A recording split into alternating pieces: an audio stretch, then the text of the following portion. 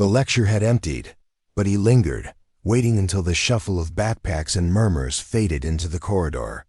Ethan approached with a notebook in hand, his voice calm but carrying an edge of intent as he asked about an essay on Madame Bovary.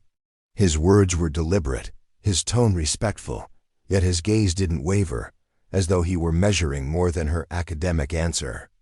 Lena told herself it was the kind of attention any dedicated student might give, but the flicker of something unspoken settled between them like dust in late sunlight. Her marriage had been in a slow, silent decline, marked not by fights but by absence.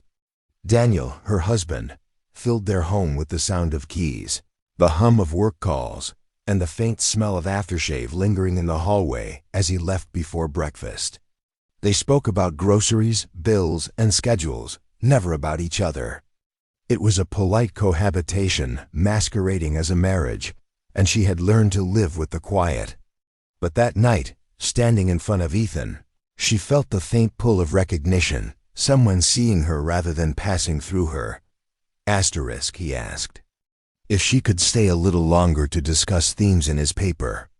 Normally she would have excused herself politely, citing office hours or deadlines. Yet the way he phrased it, half request, half challenge, made her pause. She agreed, pulling a chair from the front row while he set his notebook down, the room settling into a stillness she rarely noticed during the day. They spoke about Emma Bovary's yearning, her discontent, the dangerous appetite for more than life permitted. He suggested modern parallels, saying some women still wore the same invisible chains, only hidden in polite marriages and quiet routines. His words slid past her professional composure, striking a place she didn't want touched. She felt herself choosing not to redirect the conversation, letting him wander into territory that felt personal. His posture was open, his voice low, the kind of tone that demanded attention without force. Lena noticed the small details, the way he leaned slightly forward when making a point, the way his pen tapped softly against the desk when she hesitated. It wasn't flirtation in any crude sense. It was a steady current of attention, a reminder that she was still someone who could be listened to with care. When the conversation ended, she gathered her things with unusual precision, as though the extra moments might dilute the charge in the air. He stood a few feet away, watching her with a look that carried no smile but wasn't entirely neutral. As she walked toward the door, their eyes held for a fraction too long. It was enough to plant the first seed of unease and awareness that this exchange had crossed into territory she couldn't neatly categorize as professional. Driving home, she thought of Daniel, who would be buried in a late-night conference call. She pictured the familiar scene, him in the dim light of his office, laptop open, his hand occasionally rubbing his temple. It was the life they had built, steady, predictable, and starved of the small acknowledgments that once tethered them. She didn't expect him to look up when she walked in. Her mind returned, unbidden, to Ethan's eyes, to the deliberate way he had waited until the room was empty, to the softness in his voice when he said her name. She told herself it was harmless, a one-time moment of attention magnified by her own loneliness. But as she lay in bed, listening to Daniel's muted voice on a call in the other room, she realized the truth was simpler and more dangerous. She had noticed him, and he had noticed her. Neither of them had turned away. The night settled heavy in the quiet house, but the echo of that small, private exchange stayed bright in her mind, a detail she knew she would carry into the next lecture. Whether she wanted to or not, the email came the next morning, polite in tone yet lined with something that pulled her in. He thanked her for the discussion, adding a single sentence that caught her breath. "I've never met someone who understands these themes the way you do." It was harmless on the surface, yet it stayed with her through the day, replaying in quiet moments. She replied briefly, but when his next message came that evening, longer and more personal, she didn't hesitate to respond. Their exchanges began with literature debates about characters, Questions about symbolism, but soon strayed into glimpses of their own lives. He wrote about feeling out of step with people his age, about the weight of expectations he hadn't chosen. She answered with guarded admissions about her own restlessness, not naming Daniel but sketching the outline of a life that had grown smaller than she once imagined. Each message made it easier to blur the line she knew she should keep clear. A week later, after class, he handed her a paper, and for a moment his fingers brushed her wrist. It was nothing that could be proven or repeated, yet the contact was intentional enough to leave her pulse unsteady. She didn't pull away quickly. Instead, she looked at him a fraction longer than necessary, registering the quiet question in his eyes. When he asked if she could meet him at the faculty cafe to discuss a potential research project, she said yes without thinking of how it might look. The meeting was public, yet the conversation had an intimacy that made the background noise fade. His compliments were wrapped in academic respect, but each one landed in a place that had been starved for notice. He spoke as if every detail of her mattered, not just her credentials. She found herself telling him things she didn't tell friends, how she sometimes felt invisible in her own home, how the best parts of her seemed to belong to a past version of herself. He listened without interruption, his attention unwavering, and when she faltered, he filled the silence with something warm and certain, as if the version of her he saw was more alive than the one she showed anyone else. On a Thursday evening. The rain had kept most students away. The lecture hall emptied early, and Ethan lingered again. They spoke at her desk, the topic shifting until the boundary between professional and personal was no longer there. He told her she deserved more than what she was settling for. The words struck like a confession, and she didn't argue. When the hour grew late, she agreed to walk into his car. The campus was quiet, the rain soft against the pavement. They stood beside his car door, speaking low, as if anything louder might break the moment. He said he didn't want the night to end. She didn't step back when he moved closer. The kiss was brief, but it left no doubt about its intent. Driving home, she didn't turn on the radio. The silence made space for the memory to replay. The press of his lips, the warmth of his breath, the way he'd looked at her afterward as though something had been settled. Her hands gripped the wheel tighter than necessary. Daniel was home, laptop open, the glow of the screen lighting his face. He looked up only to ask if she'd eaten. She said yes, though she hadn't. In the shower, she stood under the water until it began to cool, as if time and temperature could dissolve what had happened. But she knew nothing had been erased. Instead, something new had begun, dangerous and deliberate. Lying in bed. She could hear Daniel's voice in the other room, steady and detached. She thought of Ethan's voice instead, low and certain, carrying the weight of someone who wanted her without condition. The contrast was sharp, impossible to ignore, and for the first time in years, she didn't fall asleep thinking about tomorrow's obligations. She thought about him.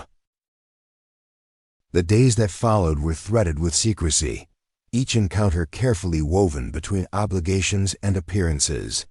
Their conversations, once grounded in literature, had become coded exchanges layered with meaning only they understood. A glance across the lecture hall, a text sent in the middle of the night, the shared knowledge that no one else could see what was unfolding.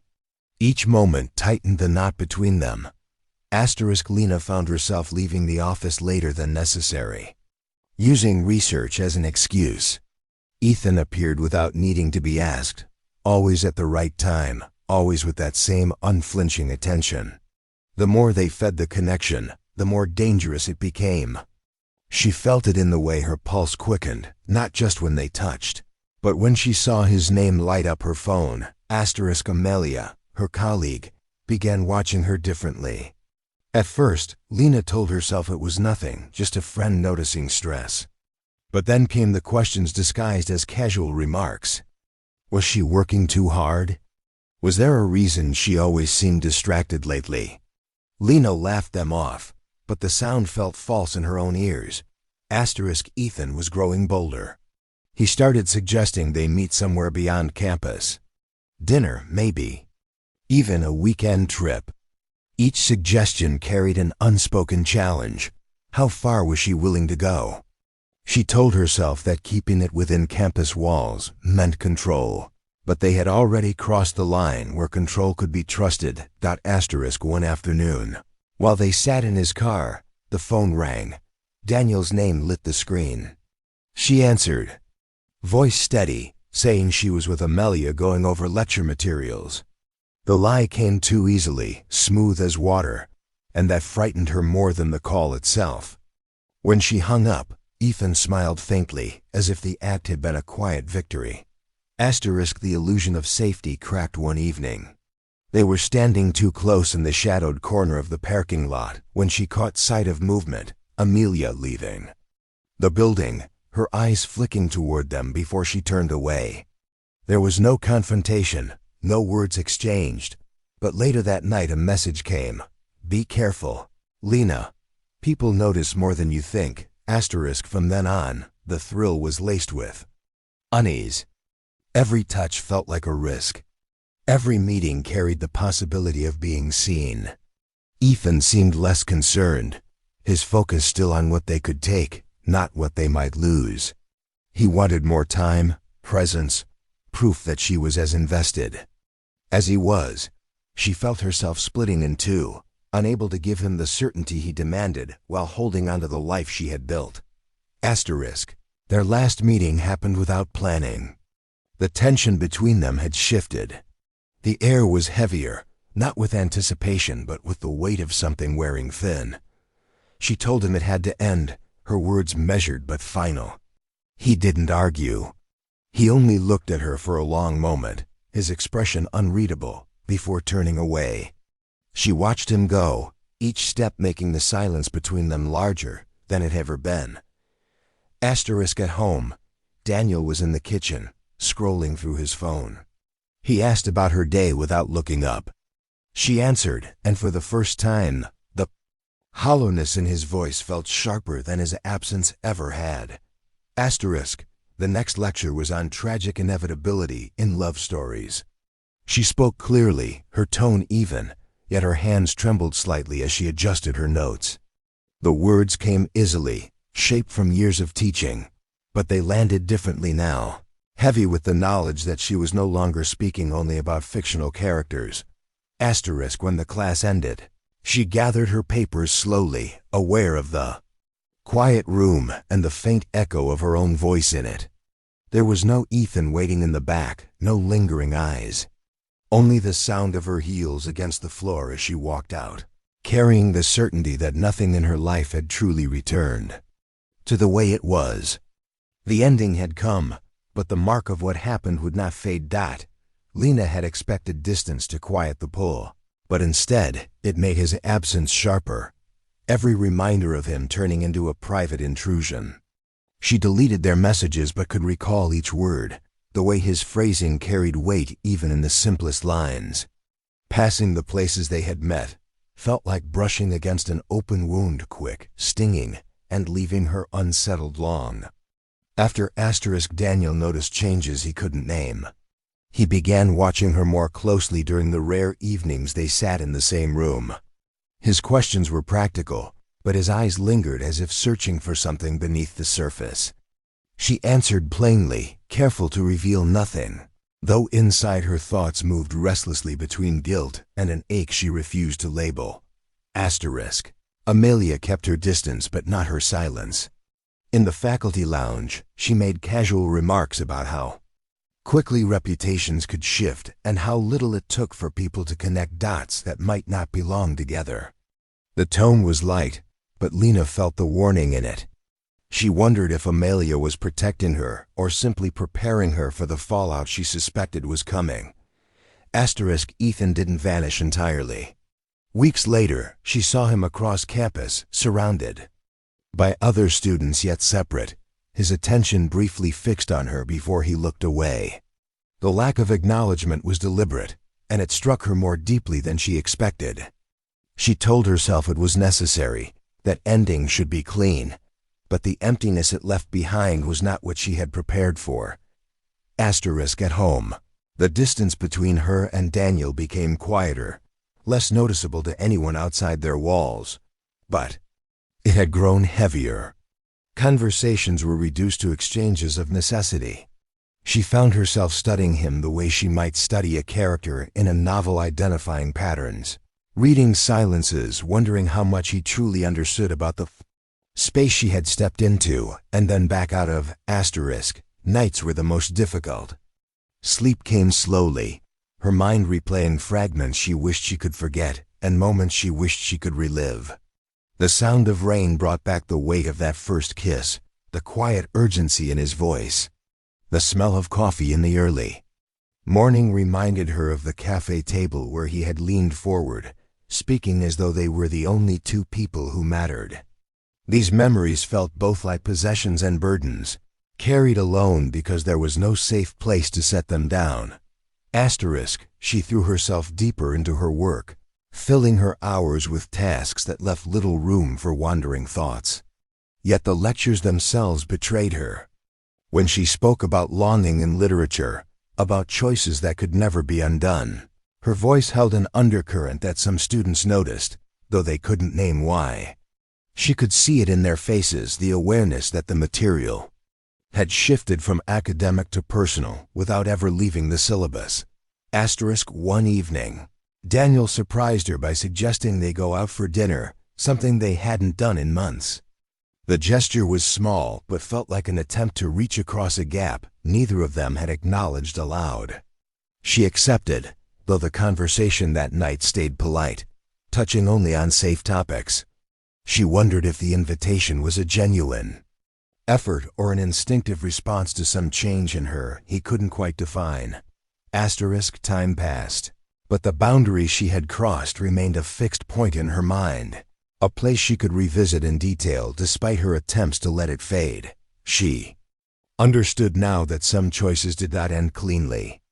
They left a thread that could be pulled without warning, unraveling pieces of a life that looked intact from the outside.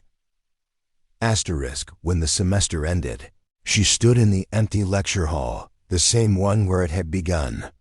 The air felt the same, but she didn't. Gathering her papers, she realized she no longer thought in terms of before and after, only in terms of what she carried now. The memory was hers alone, unspoken, but it had altered the shape of everything that came next. She walked out without looking back, knowing some parts of her had shifted in ways that could never be undone.